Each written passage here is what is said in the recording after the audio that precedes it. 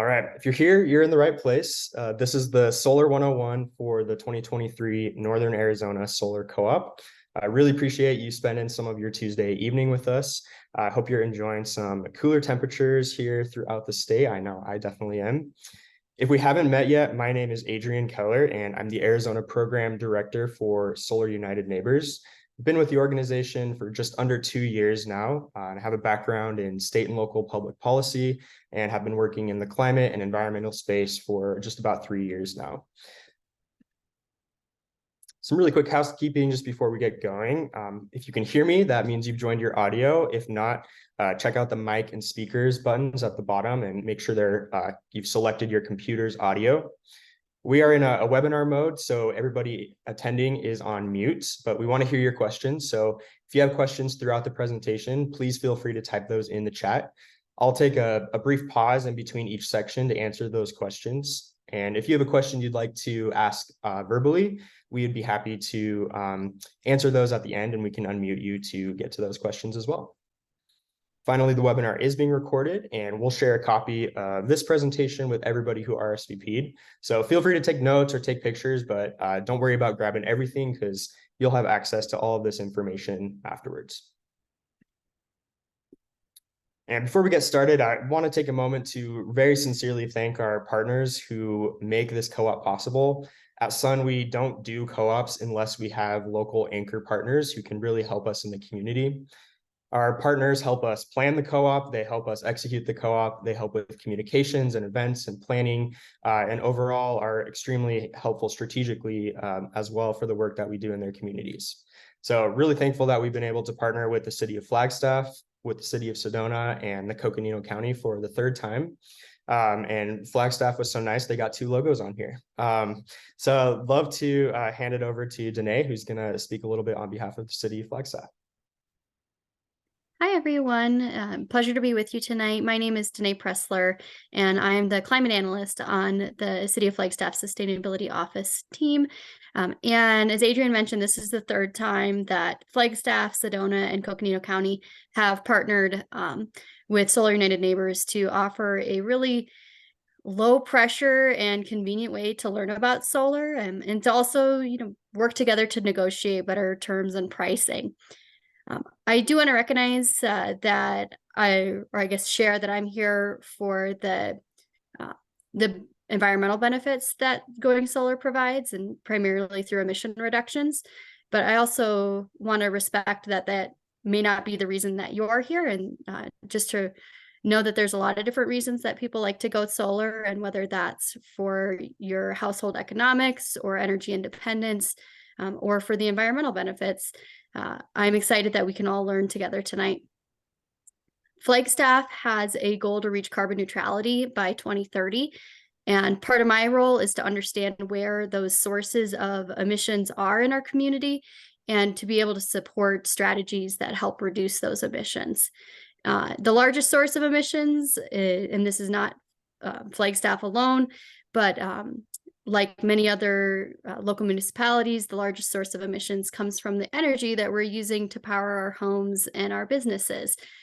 The good news is that the grid is getting cleaner. Bad news is that it's not happening fast enough.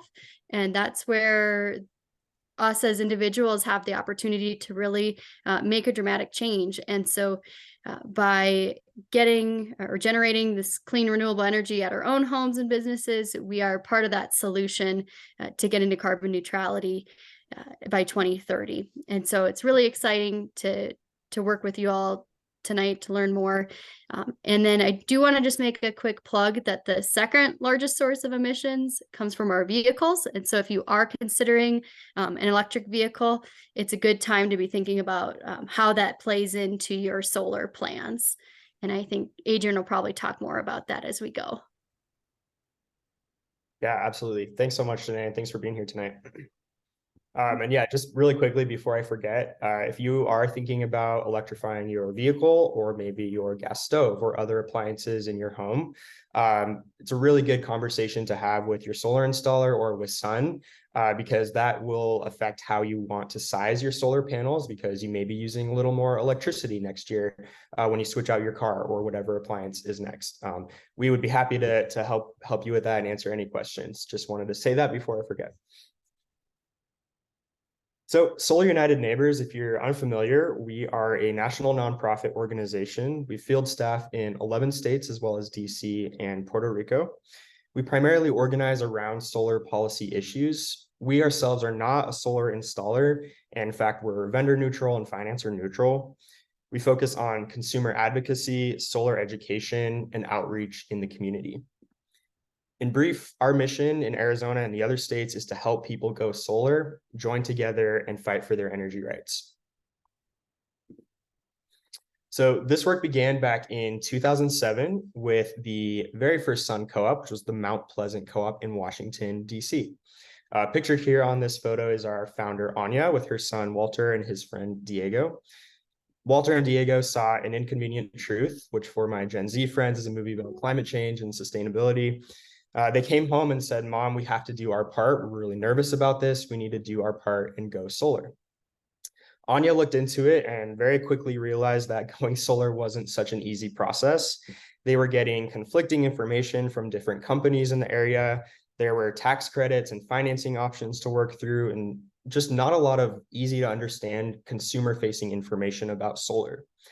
So as Anya began to figure out this process, she thought, hey, we might as well bring along our neighbors to untangle this process together. Maybe we can even get a bulk discount if we all go solar at the same time. So Diego and Walter, they went door to door and enlisted the help of 50 neighbors to work through this process and sort of untangle the complicated nature together. In the end, 45 of those families ended up installing solar. And since then, Anya started getting calls from other communities in the area, and we've been doing that sort of work ever since. Since 2007, we've been able to help more than 8,000 families across the US install solar panels. Together, that's more than 74 megawatts of rooftop solar that's been implemented on the ground. And we're closing in on 1 million tons of CO2 cumulatively saved from all of our members.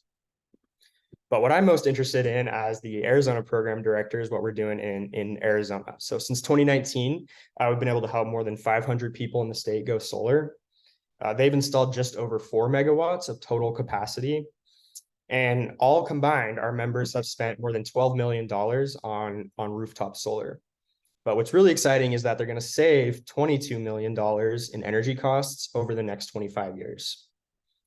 All of this solar installation and sales and designing that our members contribute to has helped to create more than 74 jobs in the solar industry here in Arizona and helped to offset more than 50,000 metric tons of CO2.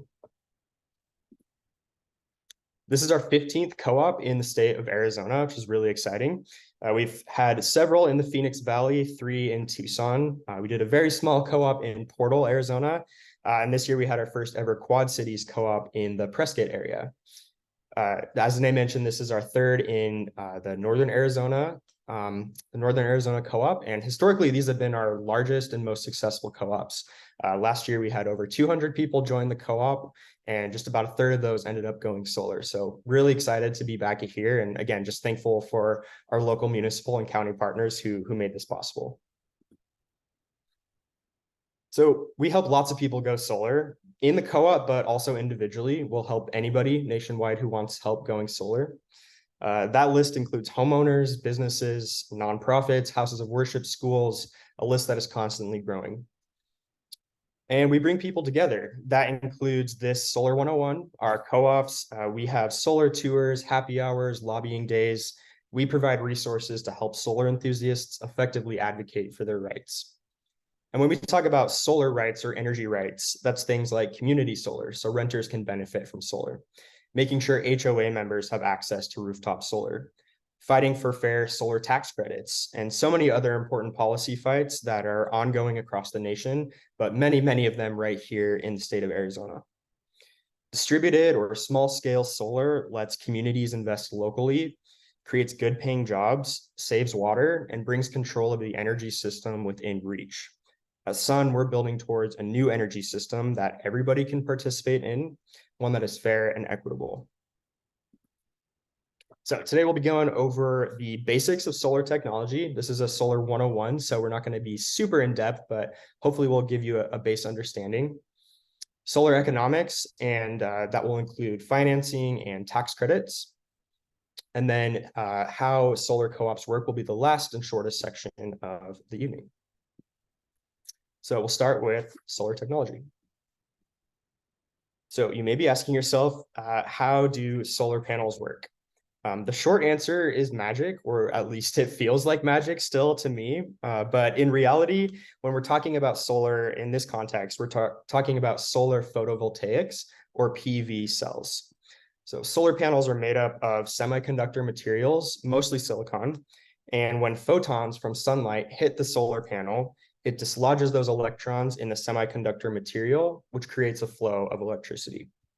You may have heard of solar thermal or solar hot water heating, and those technologies still exist, but today the vast majority of the market in the US is PV solar, so that's what we'll be focusing on tonight. Each panel is made up of individual cells called solar cells that, like I said, are mostly made of silicon, but some other materials as well. There are usually about 60 to 70 cells in each panel that are sort of sandwiched in between these two glass frames. And panels are fairly large. They can vary in size, but on average, they're usually about like 6 feet by 3.5 feet. So you definitely need a decent amount of space on your roof to be able to install solar. But when you install solar panels together, we refer to that as a solar array. And then to talk a little bit about how the panels get attached to your roof, what you need to know as a consumer is that there's generally a racking solution for most types of roofs. But what's pictured here is sort of that typical asphalt shingle roof that we see a lot of in the area, where the rails are screwed onto the roof, and then those panels are clipped onto the beams. But if you have a flat roof, sorry, this is kind of a blurry picture, but if you have a flat roof, your installer may ballast the panels down, essentially just means weighing the panels down, or depending on your situation, they may use a pitch pocket system, which is going to angle those solar panels on your roof at the optimal angle so it can absorb the most amount of sunlight.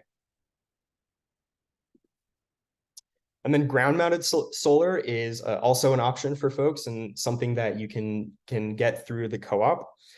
This can definitely be an option, if your roof is not a good site for solar, if it's very damaged or old, or if you have a lot of trees or shade or obstructions. But you definitely need a decent amount of space and wide open land to be able to deal with ground mounted solar.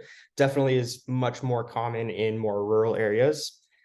So definitely an option nonetheless, though, but I would just tell people keep in mind that ground mounted solar is definitely more expensive than rooftop solar because you have to build that system that hooks it into the ground. There may be some conduit that needs to be laid, and so just a variety of fixed costs associated with that. So if rooftop is an option, we're definitely going to recommend that over ground mounted solar, but again, depending on your situation, might be the best option.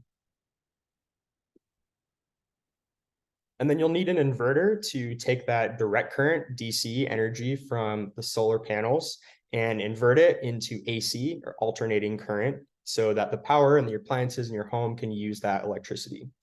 There are essentially two types of inverters. String inverters string all of your panels together through a central panel, and then they'll be fed through one central box. These work really well for simple installations, like if there's just 2 rows of identical panels, string inverter can work really well. Microinverters are doing the same thing, but just on the individual panel level.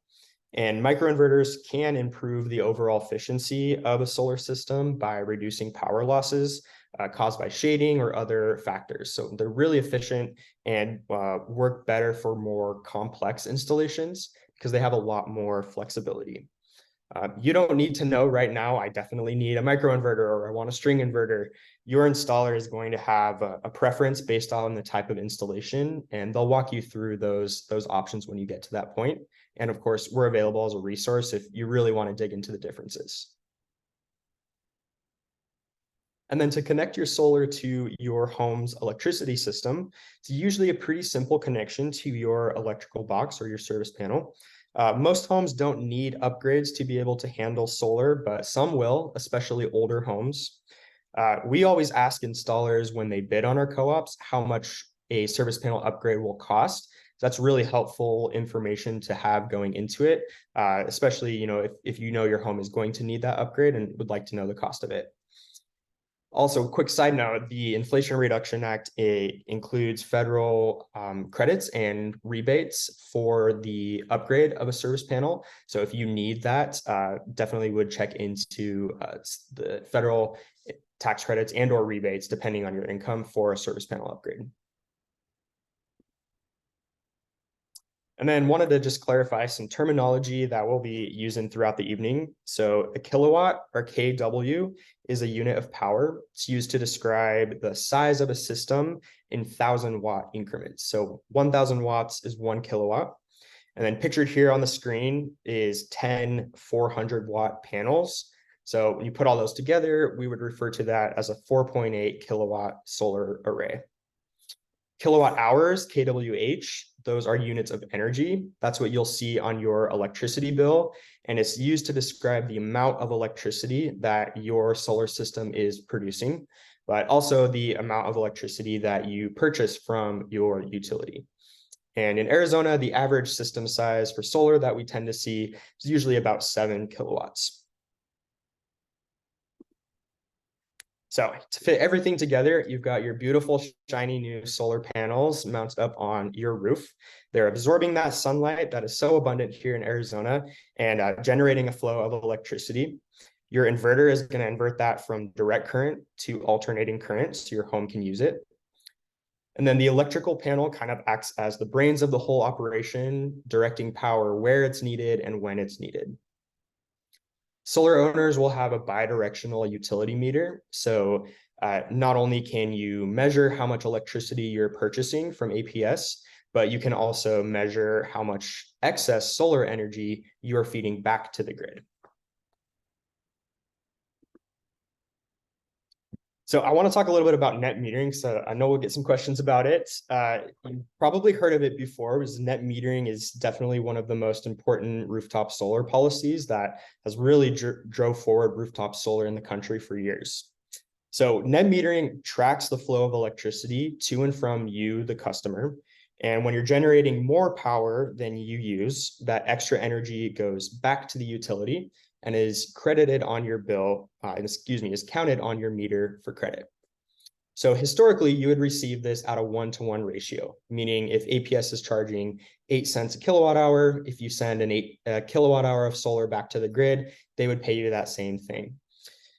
Today, unfortunately, that system has mostly gone away in the state of Arizona. Instead, we have something called the Resource Comparison Proxy, or solar export rates, which I realize is probably the least exciting name you could give this program in the world, but that's what they went with. We call it export rate credits for short. So essentially with export rate credits, you're still getting a credit for any excess energy you feed back to the grid. But instead of it being a 1-to-1 ratio, it's just a set flat amount that the utility set, the corporation commission approves, and historically, unfortunately, drops down a little bit each year. So today, if you go solar, you'll still be credited and compensated for any excess solar you feed back to the grid, but it will just be at a lower rate than it would have been when we had full net metering in the state. So APS has 2 rate plans to choose for solar customers. They're both time of use, meaning the exact price of electricity will vary depending on the time of day, but also the time of year. So that's why you see a range in there for the cost of electricity. So you will be, and this is very similar to your utility bill now without solar for most people. So you'll see a charge for on-peak energy. That's whatever you use between 4 and 7 p.m. It's going to be a little bit more expensive. You'll see a charge for off-peak energy charges, anything outside of that, those timeframes. And then the plan on the right has a demand charge, and this is a monthly charge based on your highest hourly usage during on-peak hours. So the most amount of energy you use, they're gonna charge you for that, which right now is $16.88 per month, up to the first 7 kilowatts. I realize this is really confusing, but what you need to know is basically if you use a lot of electricity during peak hours, you'll receive an additional demand charge. Then that 7.62 cents, that's the solar export rate credit. So currently that's what APS pays you for any excess solar you feed back to the grid. And then there will be some various service fees that are unavoidable. Typically with solar customers, we find that they tend to go with the simpler plan on the left without the demand charge. Because even though the price of electricity is more expensive, you're avoiding that costly demand charge, which is difficult for solar to offset. So if you have solar panels between 4 and 7 p.m., hopefully they're generating most of the electricity that your home can use. So it's offsetting that higher cost of electricity from APS. Versus the demand charge, it's more difficult for solar to effectively offset that cost for you. But again, either of these might work depending on your situation, but typically we just tend to see people go for the plan without the demand charge.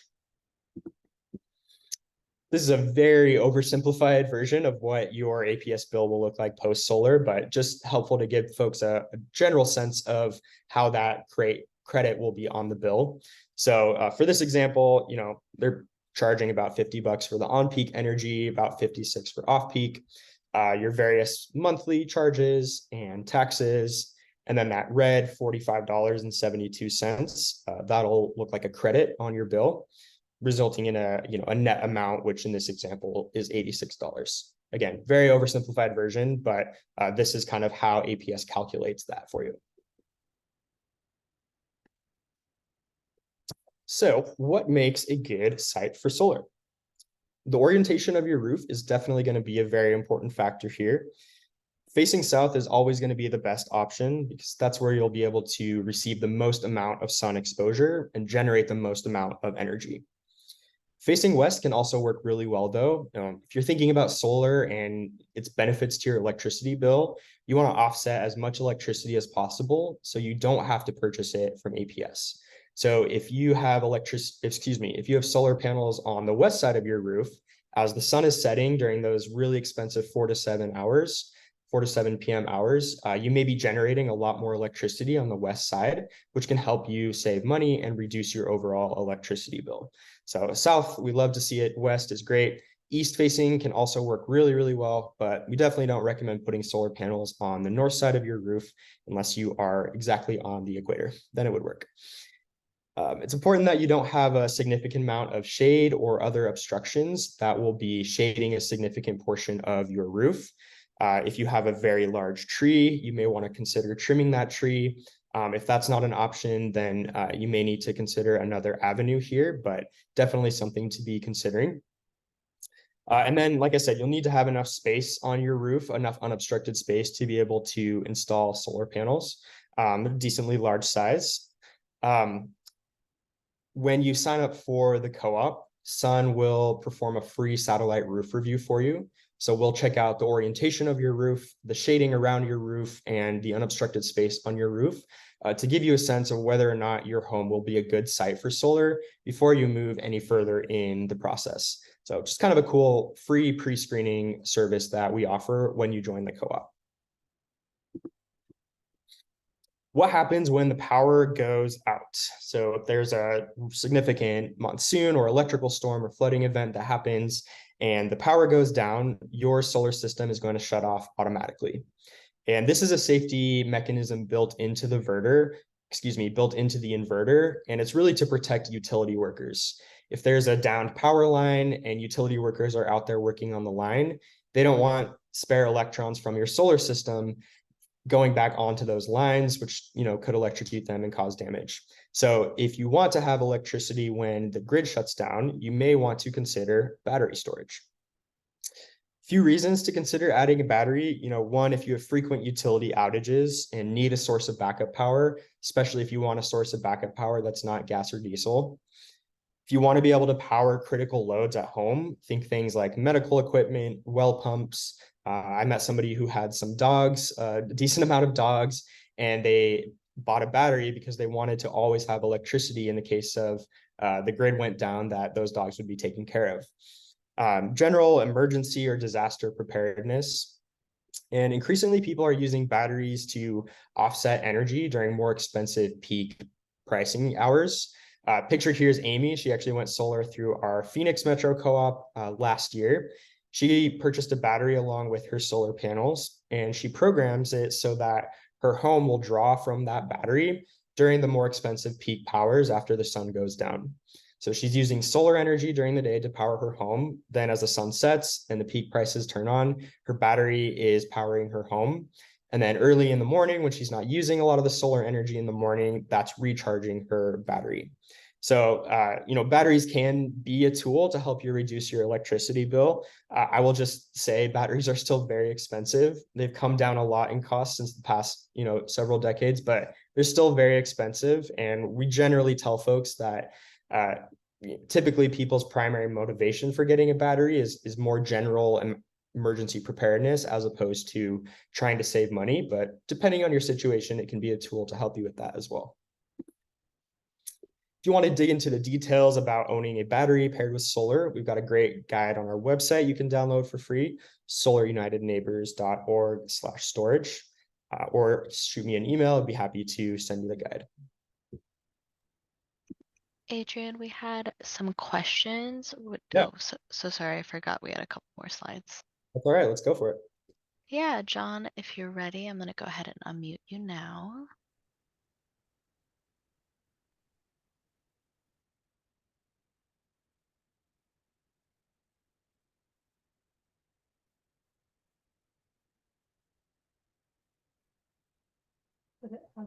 Can you hear me now?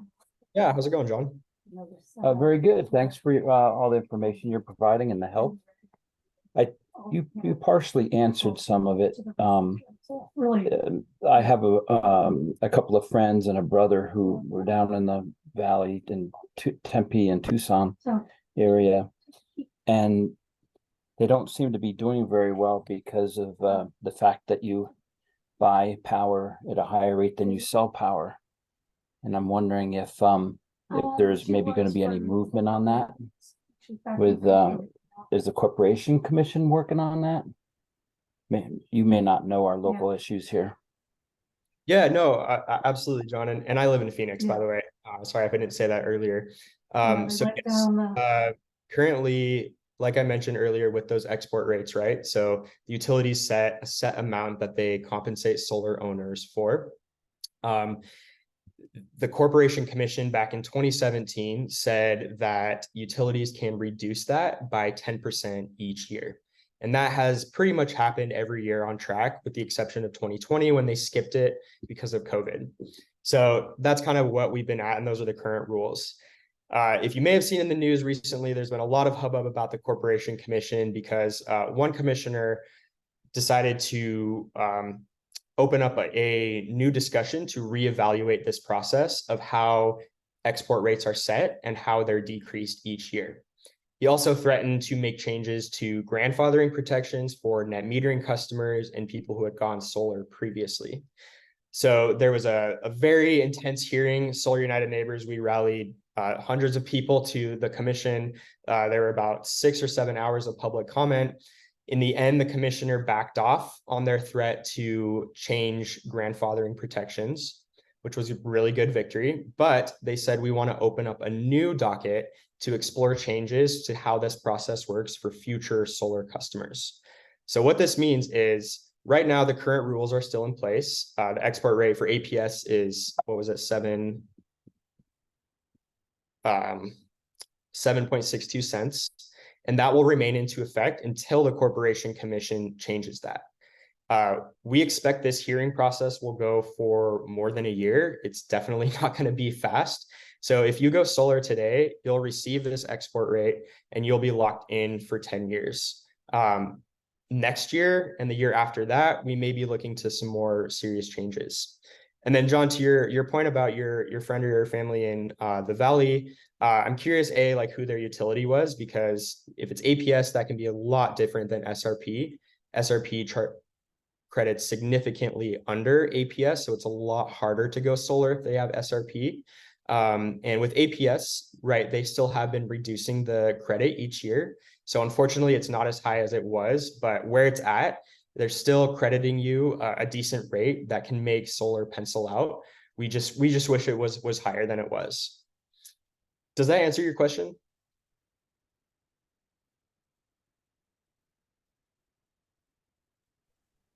Can you hear me? Yeah.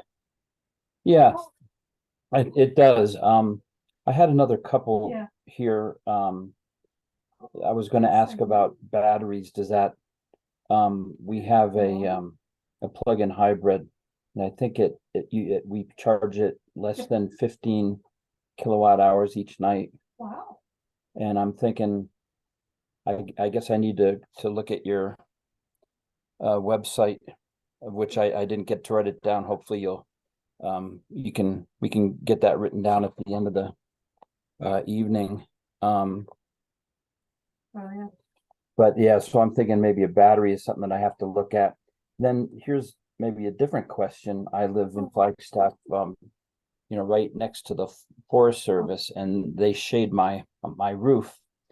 Have you ever heard of anybody asking the Forest Service to allow removal of shade trees on their land? Oh, And send me one. also a question about how do you have a ballpark figure for how much a solar company would remove their panels and put them back on, when the time comes to replace your roof? And that's what I have. Thank you. Yeah, for sure. These are really good questions. Thanks, John. With regard to the USDA and tree removal, be honest, I do not know. I haven't heard of that, but I will do some research. I'm writing a note right now, and I'll find out for you. And then as far as the removal, so what John's asking about, just for folks who aren't sure, when you get solar, it's really important to ask your solar and company how much it will cost for the removal and reinstallation of those panels, if and when you need a roof replacement years down the road. We always tell people, don't go solar unless you have at least 10 good years left in your roof. But regardless, like, some things happen and sometimes that needs to happen. John, I'm struggling to remember a figure off the top of my head, but I can look up some of our past pricing for that and get you a sense of how much those charges are. All right, so just this one last slide about batteries here while we're on the topic. So this is kind of just a sample case. The Johnsons lose power several times a year. When it's out, it's usually out for the entire day. So when they went solar, they also purchased a 13.5 kilowatt hour battery bank. It's fully recharged by their solar system each day. And if the sun isn't shining, they've got about a day's worth of power with the battery. When the power runs out, that'll power their refrigerator, their microwave, lights and outlets, cable modem, a small window air conditioner, but it's not going to have enough juice to power their stove, dryer, or electric water heater. Just kind of a test case there for you. And then finally, here's some of the most frequently asked questions we get about going solar. So warranties. Typical solar installation is going to come with 3 different types of warranties. First is a power production warranty, and that's usually a 25-year warranty offered by the manufacturer of the solar panels. And usually we see those between an 80 or 90% for 25 years. So what this means is, for example, a 25-year, 90% power production warranty would mean that by year 25, those solar panels are still going to generate at least 90% of the electricity that they did on year 1. 90% is a little high. Usually they're kind of in the 80s, but that's a warranty from your manufacturer that says these panels will generate a certain amount of electricity for at least 25 years. A parts warranty will cover the panels, inverters, and any other physical materials. These can range depending on the brand and the installer, but we tend to see between 10 and 20 years for parts warranties. And then a labor warranty will cover any of the roof penetrations or work done by the actual installation company. Again, these also vary, but I tend to see 10 to 20 years for most labor warranties. With regard to homeowners insurance, when you add solar to your home, it's always a good idea to call your company and let them know that you added solar. The vast majority of people don't see any increase in their home insurance costs when they add solar. If you do, I would definitely ask why, and it would be worth shopping around for that. Solar panels actually do provide a certain level of protection for your roof against hail and rain and some other environmental factors. So many companies actually consider them an asset. With regards to maintenance, solar panels are pretty low maintenance. I wouldn't say they're no maintenance, but they're definitely low maintenance. Normal rain and precipitation is going to keep them clean. If there's a really significant dust storm, which we get more down in Phoenix, probably not as much as in Flagstaff, but if there's for some reason a ton of dust or dirt on your solar panels, it would definitely be worth it to hose them off, or better yet, call a cleaning company to do it professionally. And then every few years, it's a good idea to have a visual inspection done just to make sure that the panels are working as they are. And then most, or I really should say all inverters come with some sort of tracking app, so you can track the production of your solar panels live. And this is really, really helpful because if something is wrong or a panel isn't working or something, you want to be alerted to that right away so that you're not getting stuck with a really high electricity bill next year because you didn't know maybe a couple panels weren't working. And then how long do solar panels last? Like I mentioned, most panels come with a 25-year warranty, but they last well beyond that if they're taken care of. 30 plus years for sure. I've seen solar panels still operating that were 40 years old. So they'll last pretty long time if you take care of them, but their efficiency will degrade a little bit over time. And then if you live in a homeowners association, thankfully we have a law in the state of Arizona that says HOAs cannot stop you from installing solar panels. They are allowed to put in rules or regulations that may require some sort of a design review board, but there's been an appeals court decision in the state that says they cannot outright stop you from installing solar. And then if you live in a historic district, my general rule of thumb is always just check the local district guidelines. They're going to vary from city to city, even district to district. In some cities, there might be restrictions, like, for example, they can't be visible from the main street, but it's okay if they're kind of on the back. So just always check those guidelines to make sure you're not jeopardizing any sort of tax status with that historical home. Wonderful. All right, we made it through one. That was the longest section. The next two are a lot shorter of solar technology. I'm going to pause and check the chat for questions. I did not see any new questions, but if anyone wants to come onto the mic.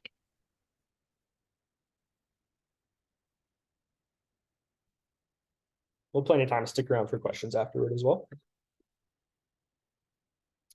All right, going once, going twice. Cool. So next section is all about solar economics and financing and tax credits. Solar is really increasingly affordable as costs have come down in the past 40 years, but even in just the last 10 years, we've seen a pretty dramatic reduction in the cost of solar technology. Solar is no longer just considered a specialty or a boutique project. It really has an excellent return on investment, depending on where you are. And the 30% federal tax credit makes a really big difference for affordability and return on investment as well. This sort of explains why and how solar still costs what it does today. I'll preface this by saying every solar company is different and organized a little bit differently, but these are the general trends we see across the rooftop solar market. So the yellow line at the bottom is system components, and the cost of those has fallen really significantly since 2010, and probably even further since 2020, I would imagine. Labor costs, the little green sliver in the middle, those have fallen as well a little bit, but remain relatively stable. And then this really big orange bar at the top is soft costs. And that refers to anything other than the physical components. And a huge part of that is marketing. So solar, especially in Arizona, is extremely competitive, and installers have to spend a lot of money to find their customers. On average, even into the thousands of dollars per signed contract that they end up with, just because there's so much marketing that needs to be done to find their customers. If you contrast that with Sun's co-op model, we group together lots of people, hopefully over 100, and we educate them about solar, we check their roofs, we make sure they're all ready. And then whichever installer wins the bid, we pass all of those names on to them, and they're able to offer a bulk purchasing discount to such a large group. they save considerably on marketing costs and are able to pass those savings on to the co-op members. Sun charges $600 to the installer for each signed contract that they end up with, which I've been told by many installers is very, very low rate for what they tend to have to spend on marketing. So this kind of just helps explain like how the co-op is able to offer reduced pricing compared to what you might be able to get if you went on by yourself.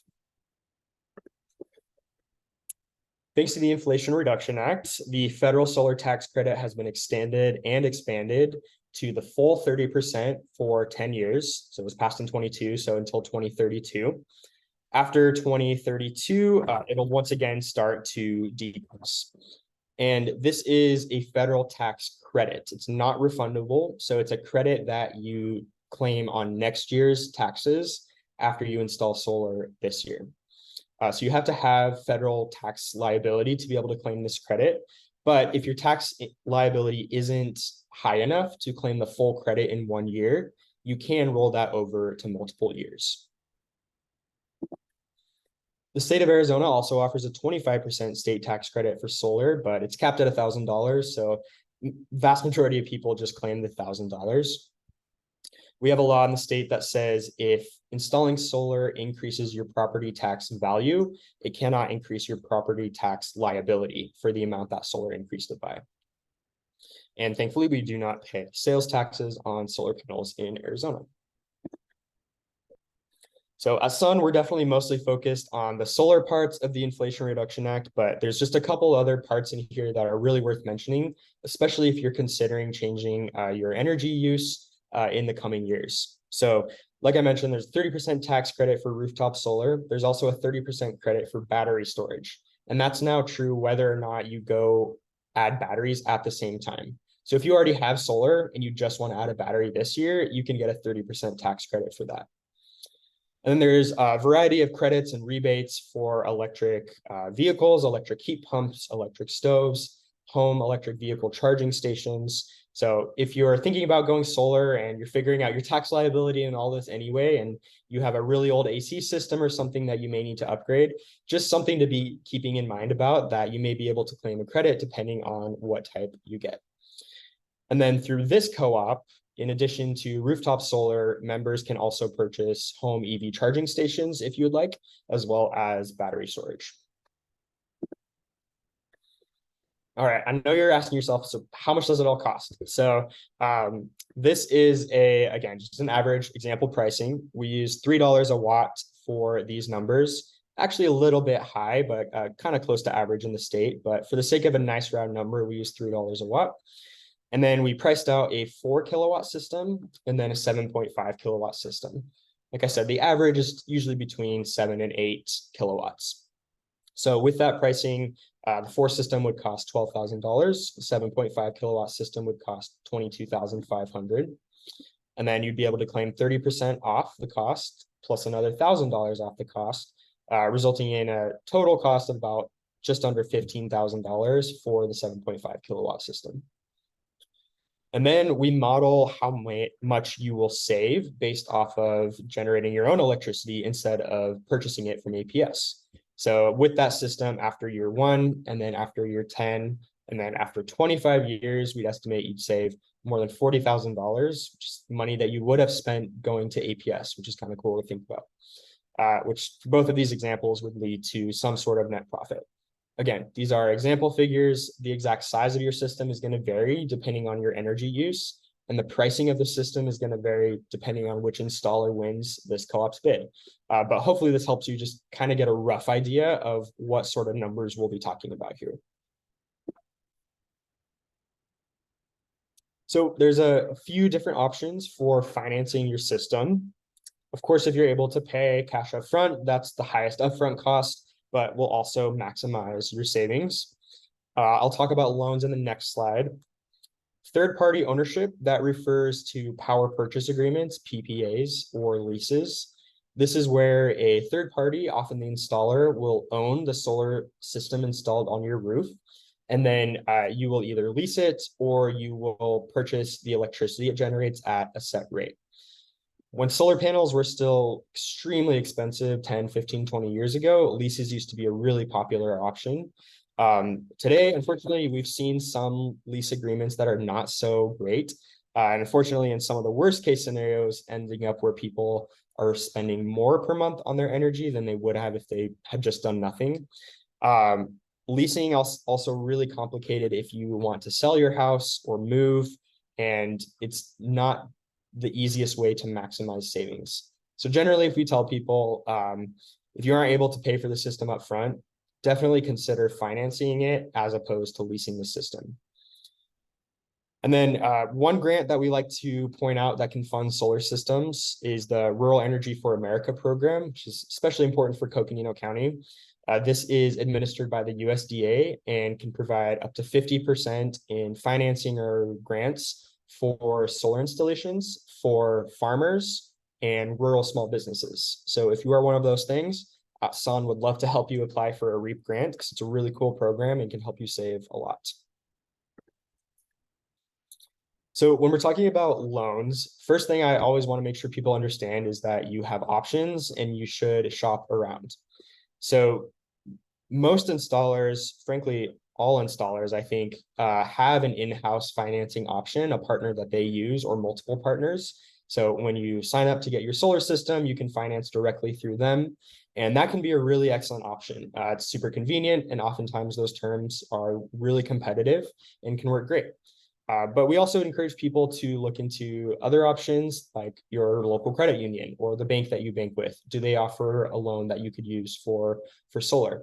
Some banks offer specific solar loans, while others may offer like a home improvement loan. So again, we just encourage people to shop around, and you don't have to go through the in-house financing partner that the installer works with. Home equity line of credit, refinancing your home. I'm not going to recommend anybody does that right now with interest rates.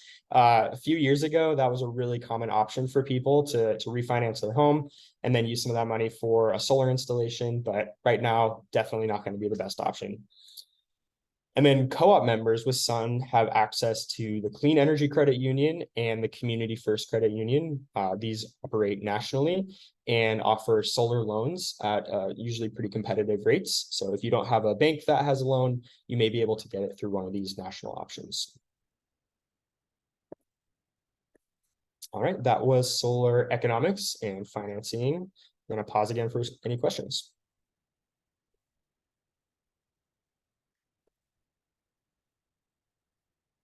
So thanks for all the notes, Derek. Appreciate it.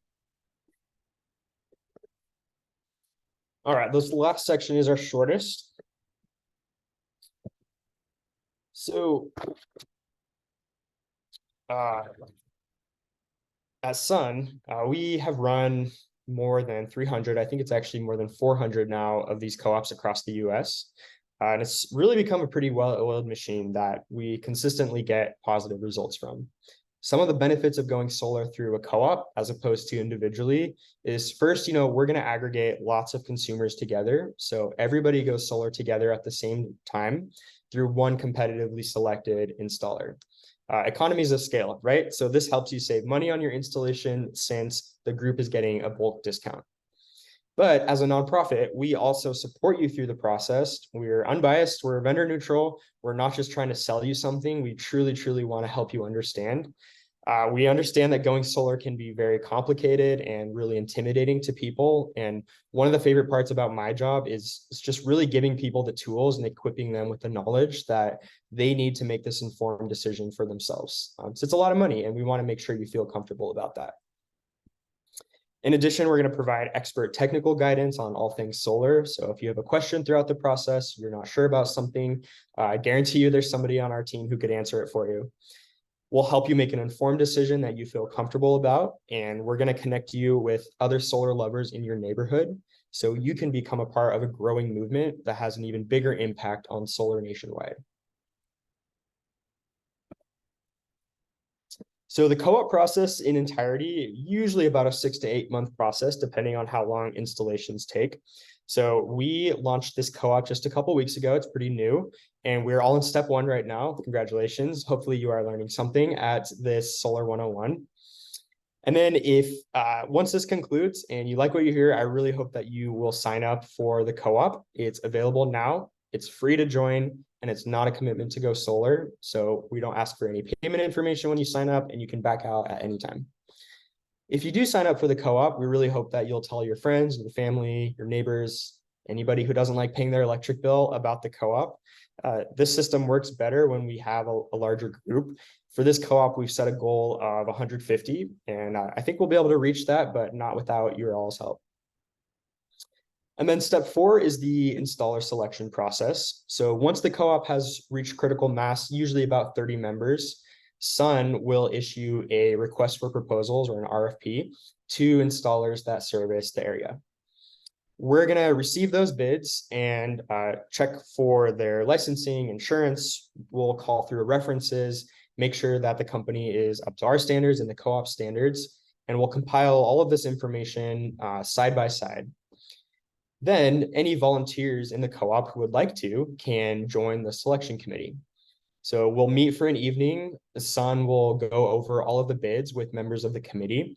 We'll discuss and debate and end up voting to select one installer on behalf of the group based on the preferences of the group. And then there will be a sign-up deadline. So the co-op's only open for a certain amount of time. For this co-op, second week of January. I'm forgetting the exact date right now, but it'll be open until January. And as soon as the installer is selected, they'll begin reaching out to each co-op member. They'll look at your prior electricity bills to get an understanding of how much energy you need.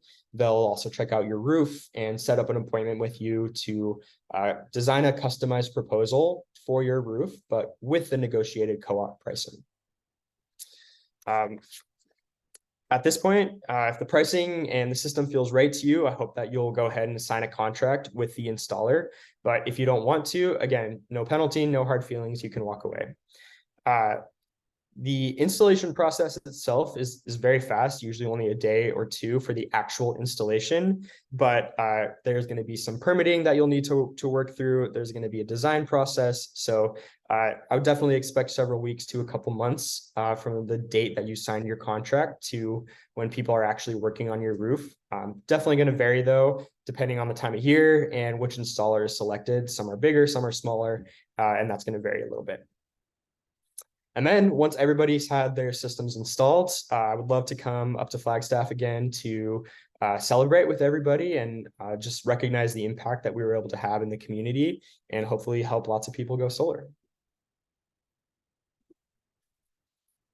All right, so like I said, the co-op is open now. You can join in for free at solarunitedneighbors.org/northernaz. And if you do, please forward that website to a friend or a family member who's also thinking about going solar. I just want to mention that with the ACC fight, the Arizona Corporation Commission discussions happening right now, like I said, that's probably going to go for quite a long time.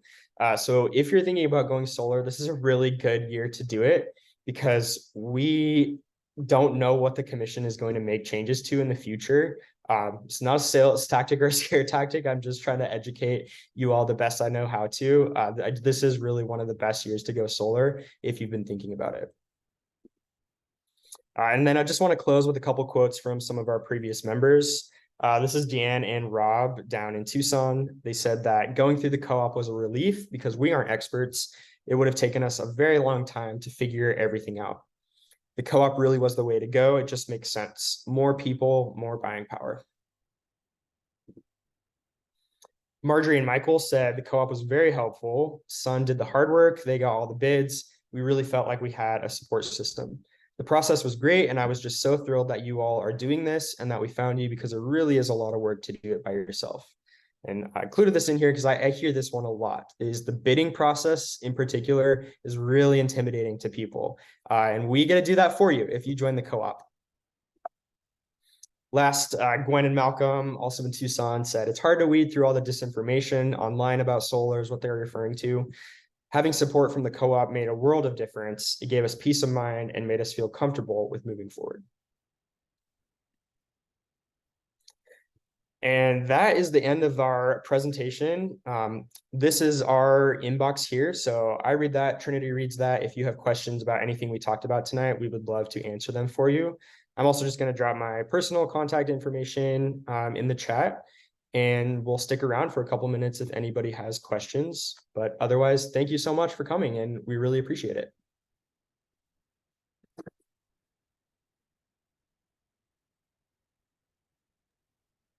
If anyone has any questions, feel free to raise your hand on Zoom, or I can also unmute you if you send something in the chat.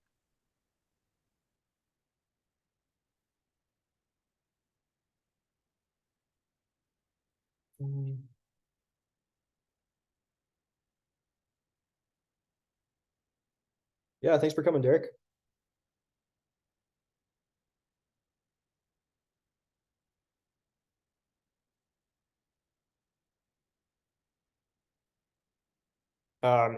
Jackie's asking, is Sun in the southern, I think you mean southern US. If that's what you're asking, we're in Florida and southern AZ. So we've done 3 co-ops in Tucson. That's a really big area for us. And then the only other southern Arizona we did was in Portal, Arizona / Rodeo, New Mexico. That was a really unique co-op we did where it's basically like so remote that they couldn't get installers to go out there. So they needed a group of people to do it. So other than the Tucson and Portal ones, those are the only southern Arizona ones we do. Awesome. Appreciate it, John. Thanks.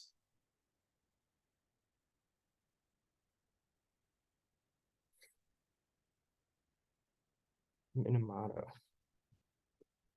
Okay, let me look that up.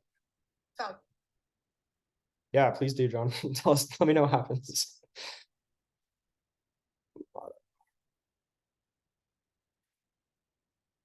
Oh, wow. Okay. Yeah, Jackie, if you want to shoot me an email, we'll be launching our Tucson co-op sometime early next year, probably around February. I would assume most installers would be happy to also serve a system down there. So if you want, you can join our wait list, and when a co-op opens up, we'll let you know about it. But otherwise, if you need help finding an installer in the meantime, like I'd also be happy to do that. But I think you'd be able to squeeze in the Tucson one. I think that would be great.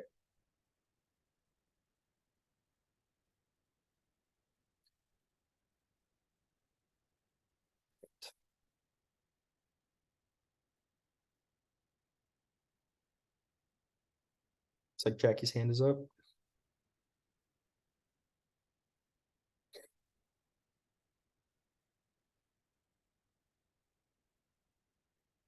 Is Jackie unmuted? I don't know if I have that power. Yeah, there should be something popping up to unmute Jackie if you wanted to come on the mic. Hi, can you hear me now? Yeah, we can hear you. I have a double wide mobile home, so I know it doesn't qualify for a roof. But is there, do you also look at putting another type of a, like a carport and put solar on it? Yeah, absolutely.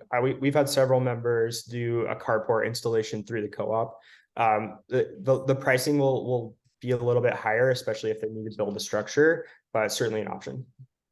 Okay, that may be another option for me eventually. Okay, thank you. I'll join because I'm actually in Elephant Head, which is below the observatory south of Mount Hopkins. So it's very rural. Yeah, definitely. Yeah. You don't happen to be a farmer by chance? No, but I got equines. Okay. Well, shoot, if you're most of your income came from that, then we could probably get you a really nice grant, but kind of need to be that as your business. No, it's not. No, but my neighbor does. She has horses and does classes. But we have a little bit of everything in this community. But okay, I thought maybe I could just do a separate, because the house, I don't want to even touch the house anymore.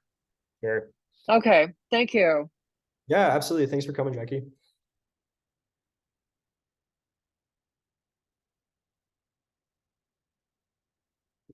All right. Thanks, Trinity. Thanks, Danae. Great presentation. Thanks all.